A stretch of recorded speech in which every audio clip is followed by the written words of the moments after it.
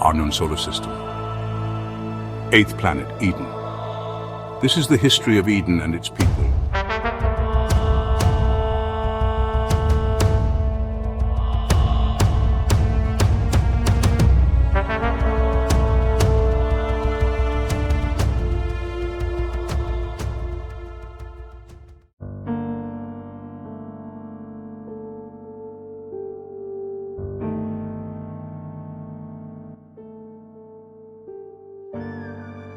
Eden was a landless water world with a thick, dense atmosphere. This was the planet that the Caucasoid racial purists from Agnos chose to settle in and colonize. Eden was to be their paradise. They lived in gilded, sprawling sky cities, floating serenely among the blushing clouds. Due to Eden's slow rotation and distance from its parent star, the weather rarely changed, resulting in a very stable atmosphere that allowed these cities to remain in position with ease. There were tens of thousands of floating cities scattered across the globe, each headed by an overseer, and governed by just over 300 larger cities, each with an administrator and their staff. In turn, the administrator-led cities were governed by 8 megacities having 20 to 30 governors at their head. At the top of this hierarchy were the high governors, one selected from each of the 8 megacities. These men and women formed the heavenly body that led the entire planet of Eden. The Edenites delighted in their lofty existence. The idea of living in the heavens like gods appealed to them on a primal level. Calling themselves celestials, they fashioned their architecture, clothing, and culture to represent what they imagined the domain of gods would be like. This was why it was quite a shock to the High Council back on Agnos to see the images coming from these worlds, their cities and clothes resembling something eerily similar to ancient Rome fused with a modern futuristic aesthetic. Despite already existing above the clouds, they built ever higher ivory columns to touch the silvery stars. They rejoiced in their swooping arches and glittering domes, in the intricate designs carved into pillars that seemed to touch space, and all of it colossal and towering and triumphant. Somehow the Celestials were drawing on collective long-lost memories of a bygone era, a time so distant that no one should remember.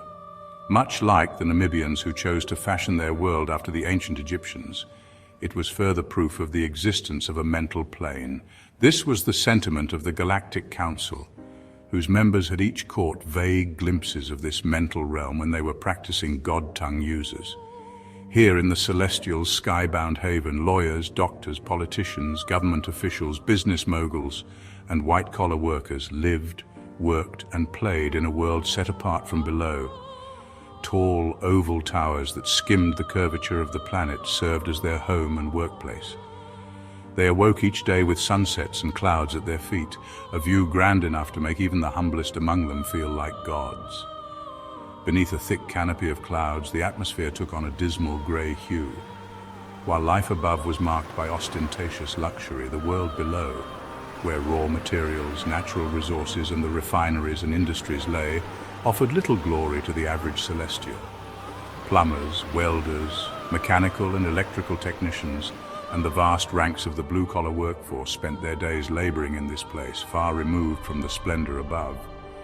Only after serving their time below did they return to the clouds, shuttled by service lines, elevators, and mass transit systems.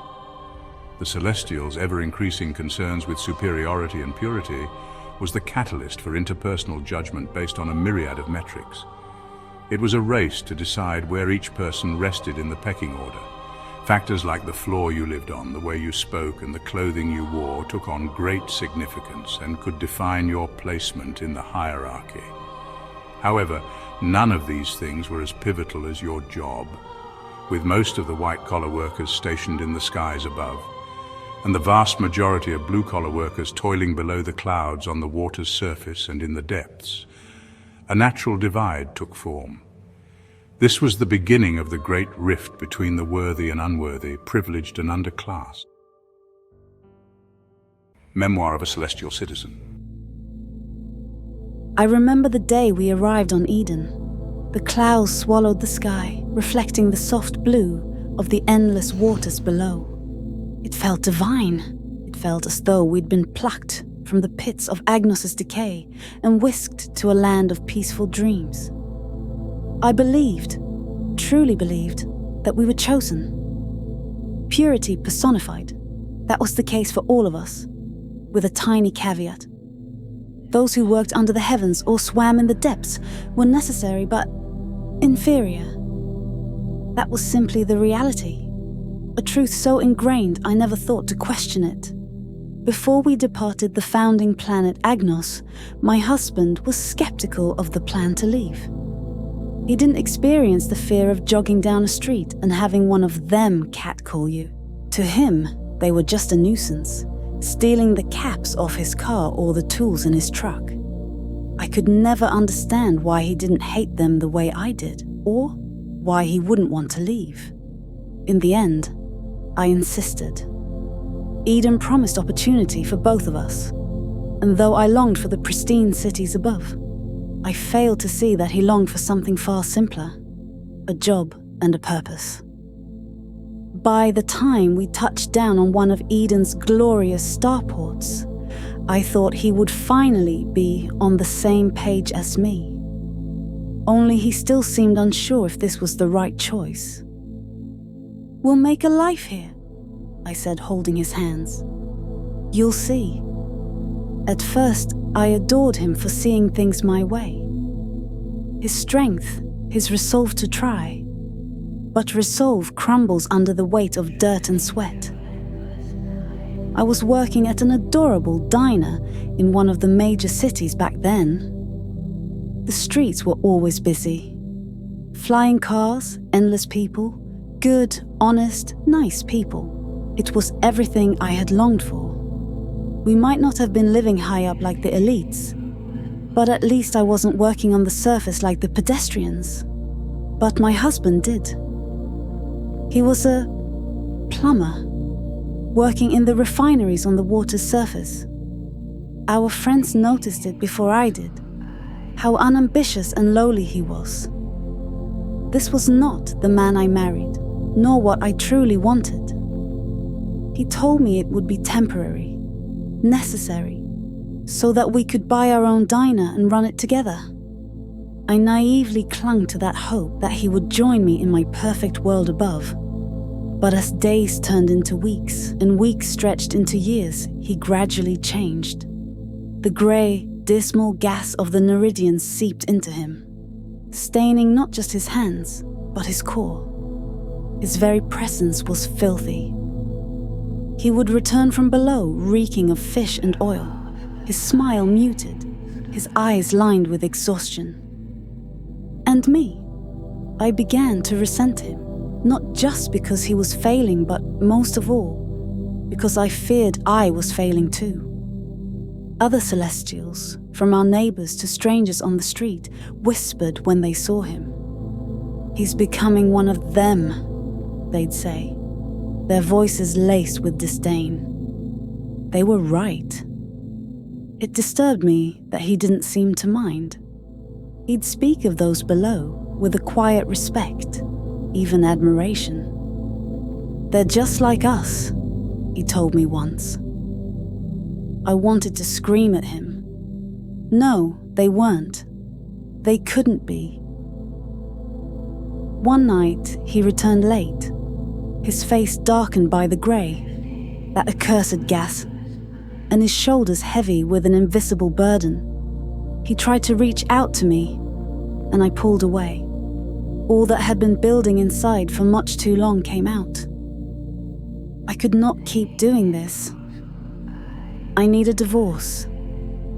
That invisible burden seemed to lift off his shoulders. Even now, I remember the way he said, barely a whisper, "I hope you find what you're looking for." Then he turned and left without so much as grabbing a coat. I haven't seen him since that day. There were rumors he'd started a new family down there, somewhere in all that gloom, somewhere amongst the Neridians. Meanwhile, I surrounded myself with new friends, Celestials who celebrated my choice, who welcomed me now that I had shed that dead weight. Unexpectedly, their approval tastes bitter. In bed at night, I dream of him, somewhere out there in all that foggy grey. He looks at me with a quiet sadness in his expression, his eyes brimming with something I could never understand. And I don't know why, but I get up in tears. Eden was supposed to be our dream come true, our happily ever after. But no matter how many times I wake up in the clouds, this cold reality pulls me back into the dirt. Eden's industries. It might not have seemed like a planet with much to offer, but Eden had three main exports. The first was a gas called ivozen, which was naturally abundant in its atmosphere. This gas, denser than air yet lighter than water, had a unique refractive index that gave the surface its characteristic grey, gloomy cast. It created a striking visual spectacle, forming a distinct barrier between the clouds above and the seas below. Ivozen's buoyancy is what made the concept of floating cities economically feasible, reducing the costs of keeping those massive structures aloft. Because Ivozen displaced the lower atmosphere, the air above remained breathable, making life at such high altitudes possible. Although harmless in small doses, prolonged exposure to Ivozen caused benign visual hallucinations in the form of peripheral flashes of light. However, when purified, refined, and concentrated, it transformed into a powerful hallucinogen. A person exposed to this concentrated form of gas would have vivid visions and out-of-body experiences. Some described it as opening their third eye, but all agreed that it was akin to the eerie awareness of a sixth sense. Over time, some common experiences began rising to the surface. Most who took the drug said they could see what they described as the cord, web, or mesh of humanity, which they described as silk-like threads that connected people together. They also spoke of meeting and conversing with other entities in this new realm. When the council caught wind of this, they realized that the drug allowed users to breach the mental plane. They deemed the drug dangerous as it seemed to weaken the bind they had placed on the general populace's minds. Hence, they had it outlawed. However, it was clear that it made for a useful tool in aiding with the training of their astral agents. So they kept the refineries operational and closely oversaw its supply and distribution. It became a classic case of rules for thee, but not for me. Yet use of the drug in other forms persisted. While the locals could never purify the gas to the degree the refineries could, they had their own version of the drug called rapture that they used mainly in their worship. These worshippers, known as centurions, wore specialized gas masks that concentrated the Ivozen gas around them for their breathing. Much less potent, it only allowed them to scratch the surface of the veil between planes. Fortunately for them, the Galactic Council did not consider their small group much of a risk, so they turned a blind eye to the matter. To the Edenites, however, this small group of religious outcasts was a big problem. Prolonged use of the drug left users with a condition called grey lung. Symptoms included dark grey coloration of the lungs, darkening of the veins and arteries running close to the surface of the skin, making them highly visible, stained black sclera, or in straightforward terms, blackened eye whites. These changes were superficial, so it didn't affect their standard of living while on the surface. The issue started once they left the surface for the sky. At this altitude, far from the dense Ivozen, they experienced chronic fits of coughing, shortness of breath, and in extreme cases suffered pneumothorax, otherwise and more commonly known as total lung collapse. So dependent had they become on breathing this concentrated, much denser gas, that over time their bodies could no longer handle the relatively thin atmosphere above. Thus, the Centurions were some of the first to permanently call the surface home. They formed small communities on the ocean's surface, consisting often of a maze of boats and yachts all strung together with lines and boards to form makeshift shanty towns. It was unsightly and obscene in the ever-critical eyes of their celestial brethren. But those on the surface were the backbone of their second most lucrative industry, the fisheries. To create distance between them, they began to call these surface dwellers Neridians. While it was initially meant to refer to the drugged-up and smelly religious fanatics, the title soon spread to everyone who worked on the surface, along with a host of other derogatory names like fisher and canner, references to what were seen as filthy jobs meant for lessers. The fisheries were indeed dirty and dangerous work, but they were highly lucrative in their own right, second only to the sale of refined ivoson. After all, Eden's sea life was anything but normal. Due to the endlessly deep waters, high oxygen content, and relatively low gravitational pull, Eden's oceans were home to some true megafauna. Both animals and plants trended toward larger bodies and, in some cases, more streamlined forms. Scales and skin ranged from iridescent to entirely transparent, providing a visual spectacle from habitat to plate. Some species of shrimp, crab, and lobster were as large as draft horses, while some whales had blood vessels big enough for 2 full-grown men to swim through. Taking on these sea creatures was no easy task, requiring heavy-duty equipment that resembled war machines. Giant dreadnought ships were equipped to house thousands of staff at sea for months on end, with massive harpoons, torpedoes, depth charges, metal dragnets, and massive hooks. These vessels also stored and deployed numerous specialized 2-man submersibles. The sailors who took up these dangerous fishing jobs were some of the most hardy male specimens that the Celestials produced. Their life on the water, fighting the elements and the creatures of the deep, grounded them with a profound appreciation for life. They came to respect nature in ways no Celestial working a cushy job in the sky could ever hope to imagine. Working alongside Centurions meant they inevitably had to mingle with the cult members. Thus, many developed a sense of spirituality. However, that spirituality was tested when they eventually returned to live in the sky during periods of leave. Back home, they faced discrimination and persecution, finding themselves trying to catch glimpses of the surface between the clouds, longing for the ocean once again. It was not hard to see how the Celestials so easily chose to discriminate against these surface dwellers. Working on the water put them in constant contact with Evazin, which soaked into their hair, clothing, and skin. When they returned home after working weeks, sometimes months on the surface, they gave off a dark miasma as the gas was purged from them, wafting off them in a process known as evacuation or outgassing, which could take up to 2 days to dissipate completely. Although the gas had a faint metallic scent, it was basically odorless. But because the majority of the surface dwellers worked in the fisheries industry, and some returned stinking strongly of fresh fish and blubber, the Celestials could hardly stand to be near them. These factors saw them all labeled as smelly and dusty. This is why, year by year, more of these marginalized Celestials moved back to the surface and accepted the accursed name Neridian. It didn't matter how much money they made, as to work beneath the clouds meant their status remained that of the lowly. With increasing numbers of the celestial population joining the ranks of the Neridians below, the influx of money and resources saw the haphazard shanties the Neridians were known for grow into strong, bustling towns and even small cities. Neridian citizen. The first thing you learn living in the grey is how to breathe. Not the sharp, shallow breaths you take when you're running late for a shift, but deep, steady pulls, each one tempered with a metallic tang. It comes with an itchiness at the back of your throat and a stinging in your eyes, but you either adjust or leave.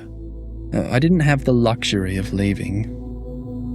When I came to Eden with Marguerite, I thought we were escaping Agnes's black economy for something better. She'd always spoken of Eden as a paradise, a place where we could build a good life together. Since I was a plumber and Eden was a water world, I naively thought it fit. Sure, I knew that it was where a bunch of racists were heading, but what did I care? I wasn't black. They needed workers, and they would pay what I was worth. It wasn't long before I found myself drifting down her stream, carried along by the enticing pull of a vision I believed could become mine. But she was chasing the reflections of clouds, and eventually I found myself grounded in the reality of the Neridians. The labour was sweaty, back-breaking stuff. Eden's oceans had a way of eating through pipes like they were cotton candy. That meant there was always work to be done. After my 2 months at sea, it was time to ascend to the heavens once again. My exhaustion aside, I had never earned this much before. The number of zeros made me giddy. That's when I learned a lesson I would never forget. Money, no matter the amount, doesn't buy respect. When I set foot in their pristine sky cities after my stint below, people looked at me differently, murmured behind my back. I could afford almost any luxury, but no purchase could wash away the stink of the grey in their eyes. My boat had begun to sink.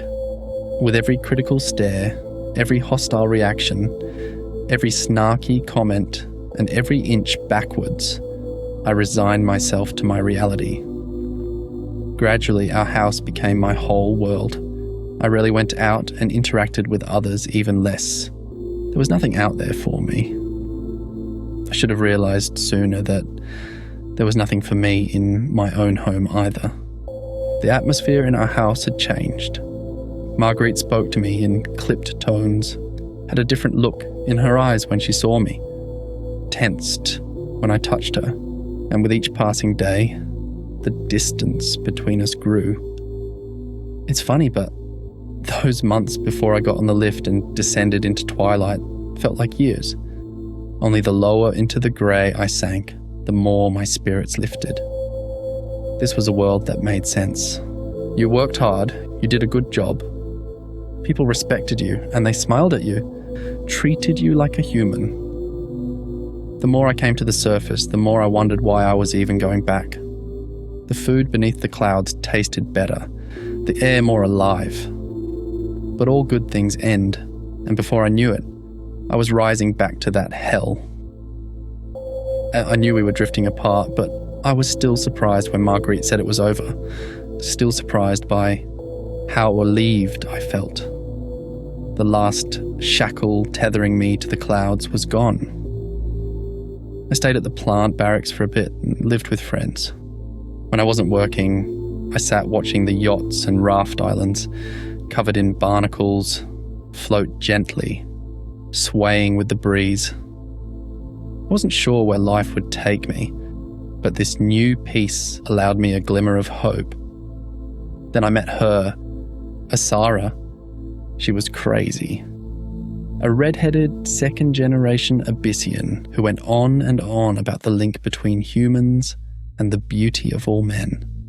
She believed in crystals and astrological charts, dream nets, and all those silly things. I would have laughed in her face if she wasn't so damn hot. She drew me in so much so, I actually wound up attending one of her spiritual gatherings. We sat in circles, and their so-called centurion wore a gas mask, breathing heavily. They began passing around nebulizers, and as they went from person to person, they breathed in this deep black gas. Then it came to me. I was sitting there staring at this gas that looked like death, bubbling out of the well-worn mask, and every fibre in me was screaming to stay away. I glanced up at Asara, looking at me eagerly. This was our 5th date without sex, and I thought, screw it. I took a long, hard pull, diving straight into the deep end of the pool. The drug hit fast. Reality itself was hewn asunder. There were suddenly things I never knew were there, and I could feel every emotion all at once, feel the others in the room, their presences, and sense this great cord tying us all together. There was an entirely new layer of reality resting right on top of our own, yet hidden from us. Once it was over, I had truly become Neridian. That night, Asara opened herself fully to me as we made love on this new plane. I saw our chords dancing together and merging to one. That new chord we had formed together traced back to something so ancient. A fear I could not explain gripped me, drew my eyes shut. I knew instinctively that I could not look upon it, not with these mortal eyes. The next morning we stared at each other, silently confirming what we both sensed. We were sealed together for life. This was how many Neridians married, I supposed. They made love, under the source of creation. It was only then that I truly understood just what Marguerite and I had lost. We had once been connected to something greater, and we threw it away, like it was worthless. Listening to myself, I sound like as much of a nutcase as Asara. Maybe I am. I must be to have made this kind of commitment to a woman all over again, this time to what many off-worlders considered a fish person. Marguerite would shudder at the thought. Despite Asara's heritage being somewhat ambiguous, her father was Abyssian, a genetically modified race of migrants brought to Eden, and her mother was Neridian, with the physical appearance of the average celestial, but with all the quirks of long-term Ivozan exposure. Still, under Eden's new laws, their daughter was considered Abyssian, even if she looked nothing like her deep-water relatives. Beyond her gills and webbed fingers and toes, she looked like an average person, albeit a striking and curvaceous beauty. But it didn't matter what Marguerite might have thought about her. The two were hemispheres apart. The differences weren't just physical. Unlike my first wife, Asara was content with what I had to offer. Her greatest wish was to have a family, so I gave it to her. With 3 lively kids to dote on, we settled on our own patch of surface water on the growing fleets, and I was officially called a Neridian. On my days off, I fished quietly from the balcony of our boathouse, watching strange crustaceans slither along the sides before dropping into the ocean and undulating away. My wife cooks up a hearty meal with whatever I catch, and we all sit together, holding hands as we pray that these peaceful days will continue forever.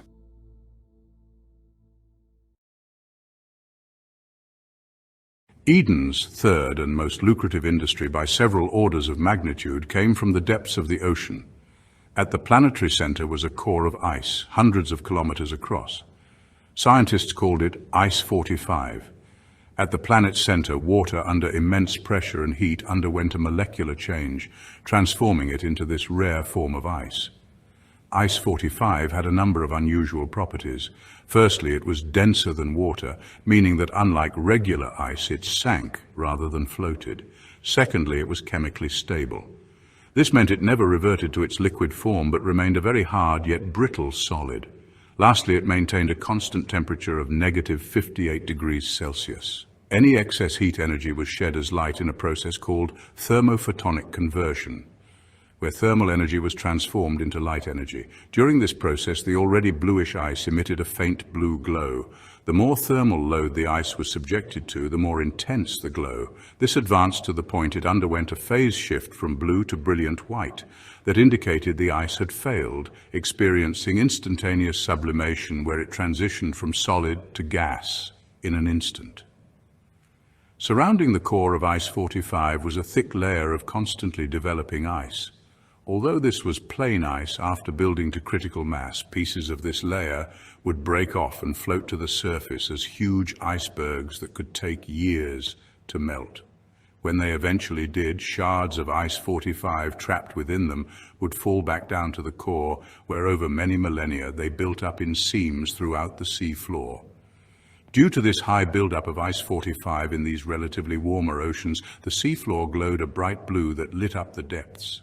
It was a world hidden under the ocean, as light from the seafloor did not make it back up to the surface, nor did light from the surface make it down to the depths. The luminescent deep and the sunlit world above were separated by a strip of darkness. Known as the Caspian Line, it kept both worlds hidden from each other. The properties of Ice 45 meant it was in high demand for use in many industrial thermal control applications, and elevated it to one of the planet's primary exports.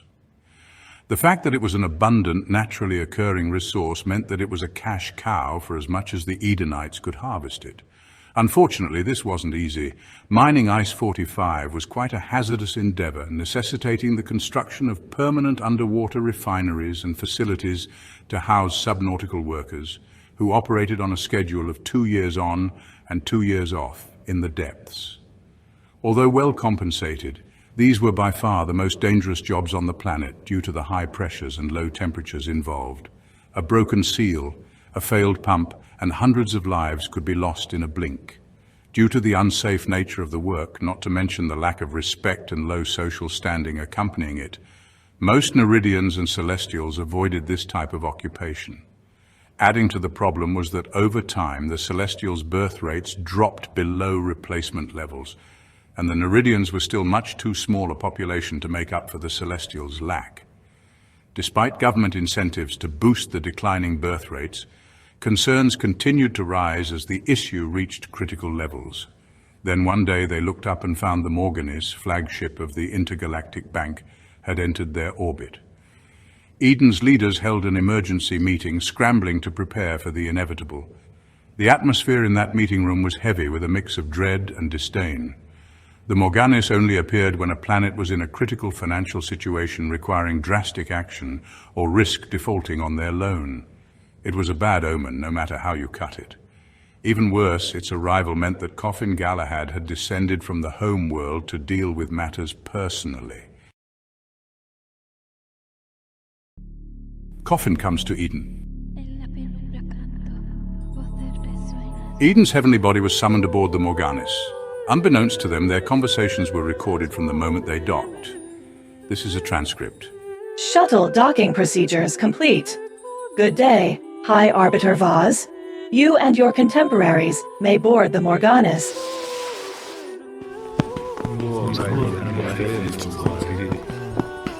I can't believe I'm stepping foot on this ship. We should have at least been given some more time to convene before making such a rash decision. Why are you so against this, Vaz?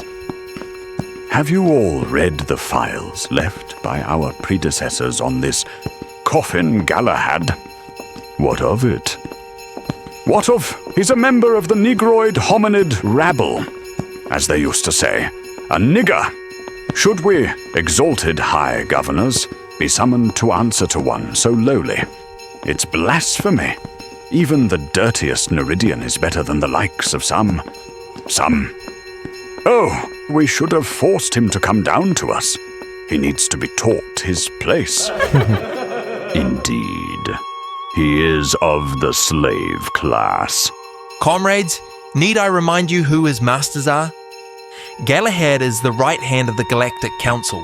Our forefathers made extensive records about the cunning strategist in their employ. So let's try to be level-headed. Without access to the galactic markets, it would only be a matter of months before the people rioted. So think whatever you like, but do not allow emotions to interfere with reason. What nonsense! A monkey with a strategic mind is ludicrous. You sound like a blasphemous Neridian with their "we are all connected" rhetoric. We were those chosen by God to be leaders, therefore we should never allow the feet to take the role of the head. Genetics dictate our purpose and place. Nothing else matters. Listen, Vaz, let's not pretend we didn't anticipate this day. We are going to default on our loans if we can't raise the birth rate.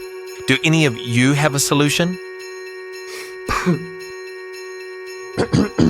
We've tried everything in my jurisdiction. Propaganda campaigns, tax penalties, incentives, even restricting contraception. Nothing has worked. Not the baby bonuses, not the child care subsidies, not the flexible work arrangements. We pulled out all the stops and birth rates keep falling. This demographic crisis is a ticking time bomb, but I don't know what else to do. If we can't figure this out soon, I suppose I'm open to suggestions.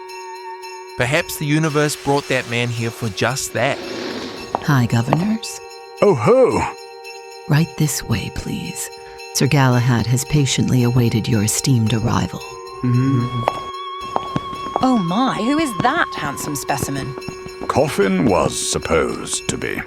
Well, certainly not tall, blonde, and blue-eyed. Are we sure that it's him?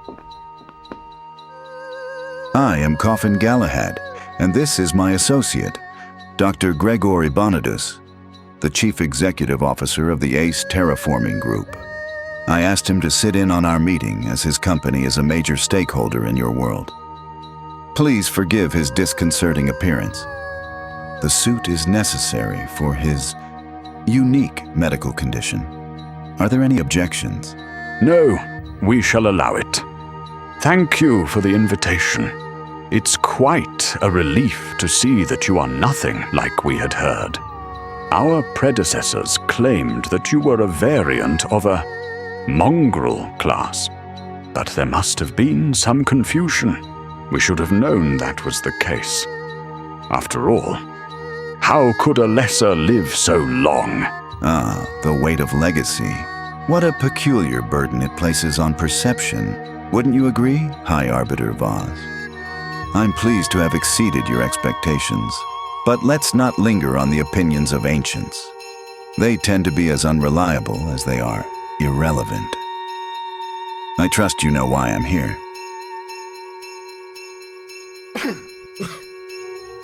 It has come to the attention of the Galactic Council that you are currently on track to default on your loans unless we take immediate, drastic action. To assist with the repayment process, I've been reviewing your numbers and noticed you've already exhausted most conventional solutions. Might I suggest a more unconventional approach? What did you have in mind? Your predicament is the direct result of women being educated and joining the workforce.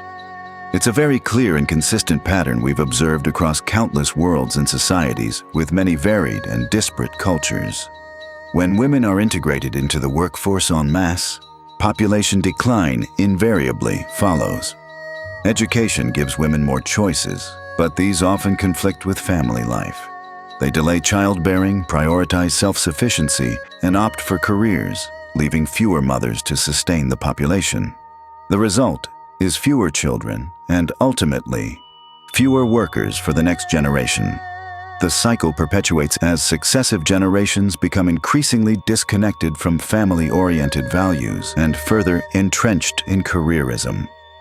Your current population decline and impending default are merely indicators of this deeper societal imbalance. So, to reverse your trajectory, you need to systematically force women out of the workplace and back into the home. Preposterous. H.G. Luma, please. No! He can't be serious. Women like Helen and myself have worked our entire lives to gain parity with men. We will not be sent back to middle management. I can hardly believe you would even suggest such a thing. It doesn't have to be all women. A little over 80 to 85% will do. That's practically all. Do you hear yourself? No one would agree to give up a career they fought so hard to break into. I certainly won't. Based on our data collection, most of your female citizens report very low workplace satisfaction. That means nothing. Even the men have low workplace satisfaction. Hi, Governor Luma. I understand this is not the solution you wish to hear, but in your current circumstance, you don't have any room for argument. So, may I continue? Our apologies, Sir Galahad. Could you excuse our colleague while she steps outside for a moment to regain control of herself?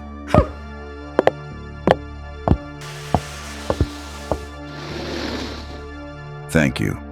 Hi, Governors. The reality is that your female population has experienced a steady decline in mental health. Prescription drug use among women has risen by 200%, and suicide rates are rapidly following. Additionally, surveys indicate that most women report greater dissatisfaction with their employment, and over 50% leave the workforce prematurely. Despite this, they are overrepresented in institutes of higher learning, creating an inefficiency in the allocation of educational resources. Data suggests that for every dollar invested into a man's education, there is a threefold return in productivity compared to that of a woman. Investing in women's education results in little to no economic gain, or even a net loss. Moreover, evidence suggests traditional family roles contribute more positively to women's well-being. Married women report higher levels of life satisfaction, especially those who are married with children and supported by a strong community of other mothers. These women exhibit the highest levels of mental health and life satisfaction, along with the lowest rates of suicidality. Of course, there remains a minority of women, about 10 to 15%, who thrive in singlehood and derive more satisfaction from a job outside the home. Taken together, the evidence points to a troubling conclusion. The widespread integration of women into capitalist structures, as currently organized, may produce negative long-term effects on both individuals and society. I must object, Sir Galahad. Not to simply parrot my colleague, but mental health issues, prescription drug use, and dissatisfaction in the workforce aren't unique to women. This capitalist system produces a competitive, productivity-focused structure, which creates stress and discontent for everyone. Also, you're measuring educational ROI solely in terms of productivity, but that's a narrow perspective. Higher education isn't just about economic returns, it's about empowerment. When women are educated, they contribute to society in ways that go beyond GDP, driving innovation and challenging inequality. Finally, your argument about married women being the happiest ignores a critical point. Those women had a choice. The real culprit here is the system itself. The system wasn't built to accommodate diverse needs, and it's showing cracks for both men and women. I believe the solution doesn't lie in pulling women out of the workforce. It's in reforming the workforce itself. Things like paid parental leave, flexible hours, and supportive workplace cultures would go a long way toward addressing all these issues. Instead of sidelining women, we should focus on making our capitalistic system more humane and inclusive. Unfortunately, High Governor Helen, the overthrow of the capitalistic system underpinning the galactic order that has greatly rewarded both of us, goes beyond the scope of this meeting. You see yourself as a champion of women's rights, don't you? But what if you were their greatest oppressor? What? Has the thought ever occurred to you? Imagine for a moment that both men and women have separate and distinct roles within society, and that both come closer to their optimal state by functioning within those roles. That would make this push to have women enter the workforce nothing more than a form of abuse. Women trend toward being more agreeable, and that need to please and follow the crowd is exploited by unloving companies, keeping them shackled to careers. On a primal level, you can feel the trap surrounding you, the cage you call freedom of choice. So are you saying women are just meant for cooking, cleaning, and screwing? Is that it? H.G. Loomer was right. I can't stomach this level of chauvinism. Interesting. Notice that with each of those tasks you so flippantly listed rests the very foundations of humanity: food, shelter, and reproduction. It highlights the simple relationship between men and women. Men acquire food, the women cook it. Men build a house, the women maintain it. Men give their seed, and the women bear the next generation. However, I digress. I never meant to imply that women should only cook, clean, and as you so eloquently put it, screw. Many married women own and operate small and medium-sized businesses that build up communities and economies. Most find greater satisfaction in these personal and family business pursuits, as they can achieve better work-life balance. There's also reduced stress of failure since they have a partner to support them monetarily. Does that satisfy your objection? I would like to return to the primary function of this meeting. You say all that, but powerful business interests will never go for this plan. You're talking about shedding half the workforce. How would we make money? We'd be shooting ourselves in the foot. 95% of your revenue is generated by three main industries, which are almost 85% male, while the women in these industries occupy administrative and janitorial positions. Additionally, with women back in the homes, you can expect anywhere from a 300 to 500% increase in the current birth rate, offsetting any losses incurred during the initial execution. Does that allay your concerns? Even if we wanted to implement, what you ask is impossible. Women still make up more than half the electorate. They would never vote for this. Implementation is possible. Simply manufacture a crisis.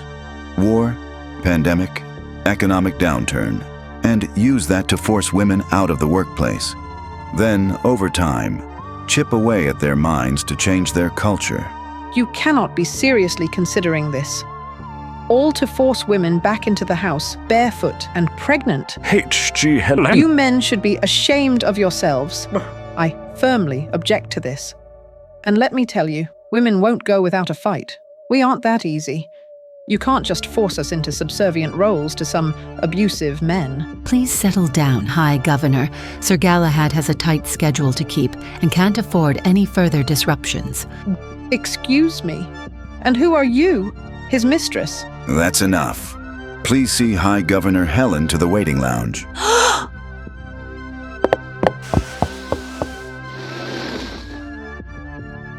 Let us continue. Next, you need laws making divorce extremely difficult, adultery a punishable offense, and premarital sex outlawed entirely. Wait, now that's going too far. Everyone would be in jail. There is another option. You have a major workforce distribution problem. White-collar workers far outnumber blue-collar. Since your major export is ICE-45, you need to transition and retool roughly 60 to 65% of the population into the trades. Our people would never accept this. No one would ever want this for themselves or their children. Imagine our own children working with their hands, toiling, doing manual labor. I'm sorry, you're just asking our people to be swine. High Governor Vaz is right. Besides, that industry's far too dangerous. I understand you wish there was an easy solution. Unfortunately, at the current rate, your people will go extinct. However, your end will come several decades before the repayment of your loan, and we can't have that.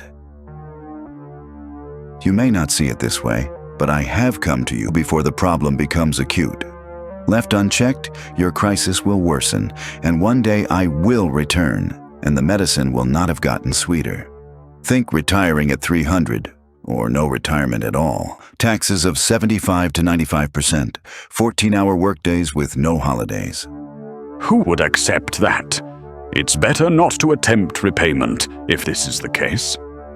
It's been my experience that most prefer to endure over defaulting. Of course you would say that when you're trying to convince us to pay. So you would prefer your world be sold to the highest bidder? What? Sold? Of course. You would lose access to galactic protection and the galactic market. If you're lucky, you may find your women becoming whores and sex slaves rather than wives and mothers. There is a final offer. We can genetically modify your bodies, allowing workers to live and breathe under the ocean. The mortality rate for your deep-sea tradesmen will drop considerably. These genetic modifications, just what are we talking about? Would they be similar to the Namibians, bigger, stronger, etc.? No. The Namibians' modifications were negotiated into their contract. In case you weren't aware, Namibia only received T1 terraforming, which is the cheapest and most minimal. Simple procedures like seeding and basic infrastructure. The bulk of their fund was spent on some of the most cutting-edge genetic manipulation. Your contract was mainly concerned with terraformation. Eden required T6 procedures, such as seeding, atmospheric reconstruction, and extensive infrastructure with the creation of sky cities, deep-sea settlements, refineries, and more.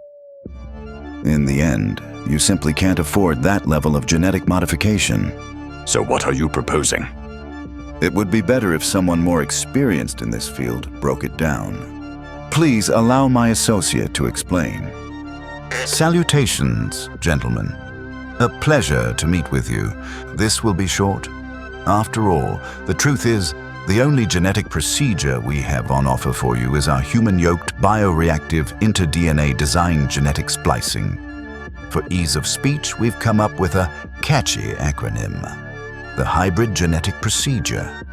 Cellular splicing is one of the oldest technologies and is the same procedure used on the Bavanians. Wait, the bovine freaks? Don't they have udders and horns? Or was it hooves and tails? Who cares? Good Lord, they're practically monsters. You can't possibly be thinking of putting us under the knife the way you did to them. Well, the procedure is referred to as being dirty, meaning we will mix your DNA with a cocktail of deep-sea animals to give you traits for underwater living. We can expect that some of their physical characteristics will also emerge. It may be a tentacle here or a fin there. Who can say for sure? Disgusting. Our pure DNA stained with animal blood? This nation was founded on the edifice of racial purity, and we refuse to taint ourselves in this way. Well, you wouldn't have to. Coffin? You can open your planet to immigration. That would go against everything our founding fathers stood for. This is Eden, the home of a clean, pure white people. A beacon to all Aryans across the galaxy, lost in this dark swamp of multicultural mess. If we bring in immigrants, we will lose all that we have built. I'm merely proposing you allow genetically modified immigrants to live and work underwater. Their world and yours would remain separate. They provide the labor you are sorely lacking, and you would never know they were there. In the olden days, we had animals to accomplish our bidding. Even now, you don't think about the countless salmon culled to keep your stomachs filled. You don't know about their lives, their dreams, or aspirations.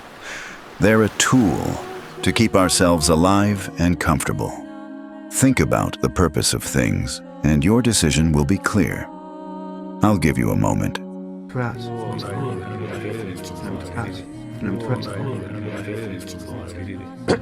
I suppose we can always make laws to fence them out of our cities. All right, we will agree to these terms. After contracts were signed and agreements met, the dignitaries left. Coffin and Gregor were left alone, at which point Coffin's transformed. His skin darkened and he took on his true appearance. I see those augmentations of yours are paying dividends. Such simple creatures we are, only believing in what appears before our eyes.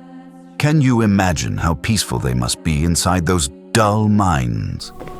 Because someone has a similar appearance to them, they feel safe, yet unaware of the possibility of an enemy in their midst, ignorant to the whirling tempest of inner thoughts and monstrosities that lurk beyond the skin. In their defense, asking the right questions to reveal someone's true character is tricky. It's easier to leave it up to externalities. After all, we can't distrust everyone. If every transaction were treated like potential fraud, we'd never get anything done. Yes, that's all well and good. But you do know you've doomed these people. A monoculture can never stand against the onslaught of diversity. They were already doomed. I'm merely buying them time.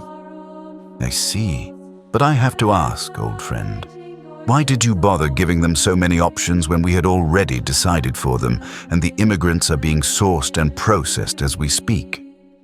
When you want someone to drink medicine, sometimes you must first offer poison. Ah, your favorite ploy, false equivalency. They'll accept purgatory after seeing hell, the devious Galahad. You flatter me.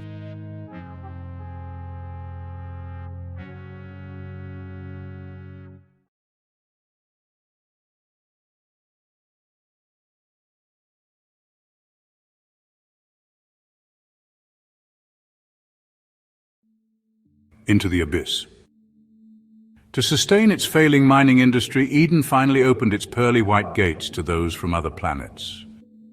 Migrants poured into the starport, drawn from the most desperate corners of the galaxy. Criminals, refugees from failed worlds, and the unhinged. After extensive genetic splicing, they could barely be called human, and their appearance gave even the hardy Neridians pause. Their DNA had been blended with a cocktail of deep-sea creatures' genetic material, so that their bodies were tailored for life underwater and adapted to the immense pressure.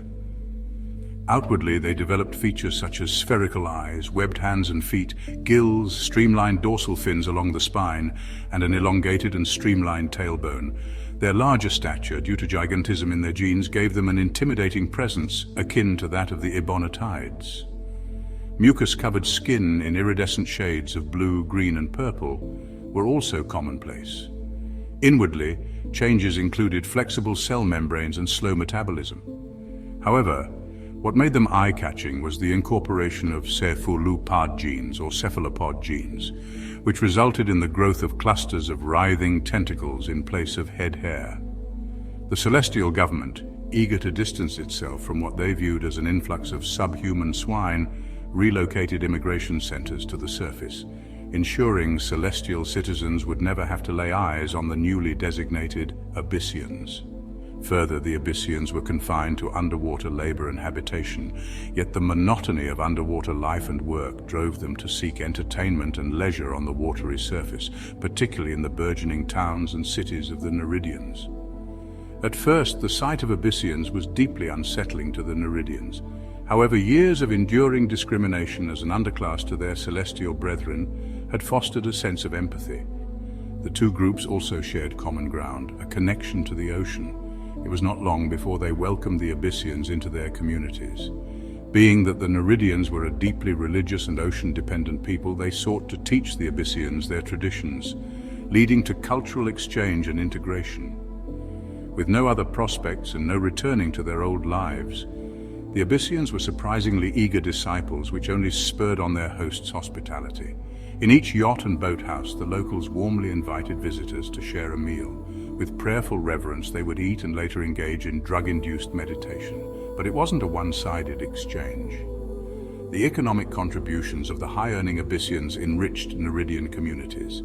Inevitably, interbreeding occurred. The Abyssians' aquatic adaptations passed to the Neridians. Although those same Neridians rarely ventured into the ocean's depths, their genetic expressions were distinct. They produced a new generation of surface dwellers, presenting with gills, webbed hands and feet, fins and scales, and iridescent blue skin, a genetically dominant trait. However, they lacked the characteristic tentacles of the Abyssians. Most changes were merely cosmetic, and the traits which were harmful for someone who predominantly resided above water, such as lidless eyes, phased out over time. Many Neridians instead developed nictitating membranes, while others had membranes coupled with natural eyelids. Over time, the two groups intermingled so extensively that finding a pure-blooded Neridian was nearly impossible. Almost everyone bore some genetic marker of deep-water adaptation. The Celestials took note of these developments with growing unease. To them, it represented a rot spreading through the lower classes. Although Abyssians were barred from entering their elevated cities, no such restrictions existed for Neridians, and as such, the arrival of hybrid Neridians bearing aquatic traits into celestial cities caused a scandal. Many Celestials were appalled, but the widespread familial and economic ties between the two groups complicated any attempts to enforce segregation. Worse still, some Celestials began interbreeding with the lower classes. The tipping point came when the wives of prominent celestial officials were discovered traveling to the surface to engage in illicit liaisons with Abyssians. In response, governments sealed off their sky cities with sweeping legislation. Hybrids were banned from celestial cities, and a new law called the Singular Strain Doctrine stated that any offspring sired by an Abyssian would be classified as Abyssian and subject to all the laws and restrictions placed on said race. Furthermore, Celestials were forbidden under threat of exile from visiting the surface without special permits, and revised marriage laws were enacted to ensure genetic purity. The Committee of Genetic Purity and Unity, CGPU, was established to regulate celestial unions, requiring all prospective marriages to undergo genetic screening. These drastic measures sparked public outrage. The laws deepened divides, sowing unrest both in the sky and on the surface, as the struggle between purity and unity grew ever more volatile. Shut down. Eden's segregationist legislation faced fierce opposition, with protests erupting in rapid escalation. Terrorist groups emerged, and the Abyssian deep-sea miners and Neridian fishers went on strike, crippling the lucrative Ice-45 exports and fisheries, respectively. Blue-collar workers worldwide joined the movement, paralyzing the global economy. Despite widespread suffering, the high governors remained unmoved and even doubled down on oppressive policing measures. But everything changed one fateful night when Eden was rocked by an explosion. A brilliant white light tore through the sky as one of the planet's megacity reactors detonated, its fiery fragments visible across the globe. The cities, perched high above the surface, relied on central reactors to power their energy grids and sustain anti-gravitational suspensors. These systems, intricate and delicate, depended on blue-collar labor for upkeep, a reliance the high governors had gravely underestimated. Whether the reactor's destruction was sabotage or a catastrophic accident became irrelevant. Mass evacuation ensued. In less than a few hours, the high governors were forced to descend from their lofty cities for the first time in history, finally meeting the strike leaders on their level. This moment marked a watershed in Eden's history, the day the high governors were brought low. Weeks of intense negotiations followed, culminating in the repeal and reversal of many contentious laws. However, the fallout extended far beyond legislation. Eden had become a divided world. The surface gained independence from the skies, and a fragile coalition government was established to manage both realms. Passports and visas were essential for movement between the two worlds, reinforcing the separation. Some called this the day their angels fell. As time passed, the Celestials' power and influence waned. With their populations steadily declining, sky cities were abandoned and either decommissioned or left to crumble from neglect. Some even plummeted from the heavens, victims of decay. Over time, only a handful of them remained. The Celestials, too, were a shrinking minority plagued by infertility and genetic abnormalities. Meanwhile, the Neridians and Abyssians spread across the vast seas, creating ever more diverse communities. The coalition government fell apart only to eventually be replaced with a prime nexus, who oversaw the capital floating city, or fleet as the locals called it. In the end, the Celestials faded into obscurity, their exalted ambitions reduced to relics of a bygone era, and their ideologies little more than an oddity in Eden's history. Abyssian citizen. I was not born in the ocean like the others. I was born under a sky as red as blood, on a world that never forgave anyone for being weak.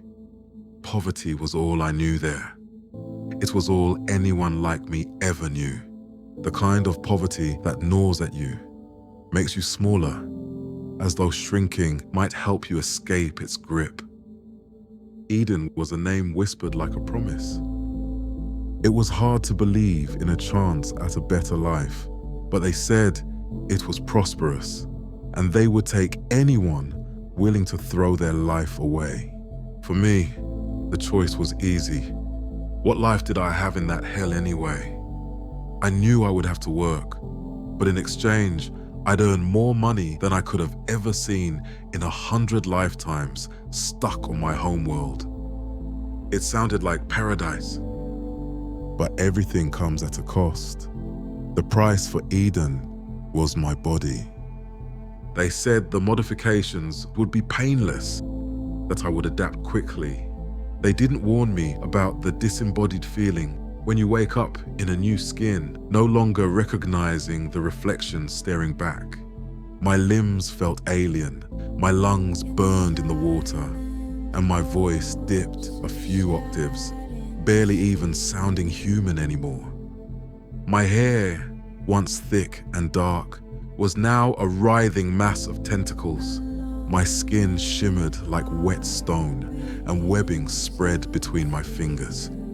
I had been rebuilt for the abyss, and though I'd known it was coming, I still mourned the man I had been. When it was time, they bundled us into submarines and began the descent into the depths. The journey felt endless, the light above slowly fading until all that remained was an infinite void. Pitch darkness swallowed us, broken only by the faint glow and shimmer of distant creatures in the gloom. Then, somewhere out there, in all that shadow, a light appeared, a pale, ethereal blue, growing brighter and brighter. Suddenly, it revealed itself. Forests of giant kelp swayed over endless stretches of coral. Otherworldly plants towered hundreds of meters high, their greens and purples shimmering with an iridescent glow like nature's very own skyscrapers. Creatures beyond description drifted among them, colossal and alien. The true wealth of Eden lay here, hidden beneath the ocean's surface. A world of unimaginable splendor and mystery, with a deep blue sun at its core, shining out behind miles of ice. This cold light illuminated the depths and reflected off the iridescent scales of those deep-sea creatures, while in the cases of transparent skin, the light seemed to glow within. Before me was an underwater world far from the black abyss I'd expected, and it was to be our new home. Our spirits promptly fell again when we arrived at our living quarters. The workers' domes were far from that natural splendor. Rusting and cramped, the air was thick with the tang of machinery and despair. At least the food wasn't too bad. We mined the lifeblood of this planet and were compensated well for it. Some of the men even let themselves dream of establishing a subsurface civilization with whole cities and a culture. But most knew the truth. Building at these depths was not cheap. While we worked and lived here, we had to seek the surface for play. After all, what good was making all this money if we had nothing to spend it on? The lack of women in our hidden world was another major force propelling us to the surface. The workforce was practically 85% male, with the few available ladies heavily contested. When we rose from the ocean having earned 2 years' worth of salary and 2 years to spend it, all we could think about was sex. The next on our checklist was hearty food and fun by any means. The locals were a bit apprehensive at first, but quickly warmed up to us, showing us their way of life, their religious drugs. What a shock it was when celestial women began descending from the sky cities, looking for the same things we were. At first, I thought they had come for the spectacle, the novelty, to gawk at us like we were some sideshow animals escaped from confinement. You'd overhear them saying Abyssian men were stronger, wilder, untouched by the softness of sky life. I think they liked that we didn't look human anymore. I indulged in what they offered.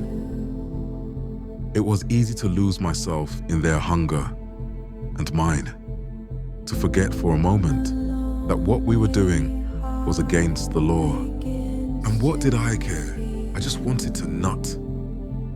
One of them, though, she was different. This was no craven indulgence, nor a fetish, but something more. I didn't know who she was at first. She told me she came to escape, to feel something real again. Her eyes were sharp, but they softened when she looked at me. The nights we spent together blurred into something deeper, though neither of us would admit it. At some point, I learned she had once been married, but she'd wanted a better life. Only, when she found that better life, it turned to sour milk in her mouth. A new husband took her to the top of the clouds, where he knocked out a few of her teeth, taking her there. She could put up with that, but what really broke her was the stress of keeping up with and conforming to all the many social pressures. She longed for the simpler times, and the love she had left behind all those years ago. Maybe it was her curiosity that led her down to the surface at first, her desire to spy on the life he built without her. But something else brought her back again and again. We were making love in the heart of the sea the night it happened. Our heavy passion interrupted when her world ended. There was blinding white light from above, then a deafening sound that split the sky open, parting the grey. Her city, her home, fell from the heavens like starfall, a blazing fireball brought down to the surface. We stood there, watching it burn. We watched it sink, swallowed whole by the abyss. All those millions of souls had been lost in an instant, save one. Her breath came in short, panicked bursts.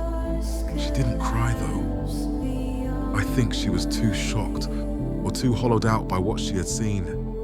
Her descent into what the Celestials would consider the depths of depravity was the only reason she was not now at the bottom of the sea.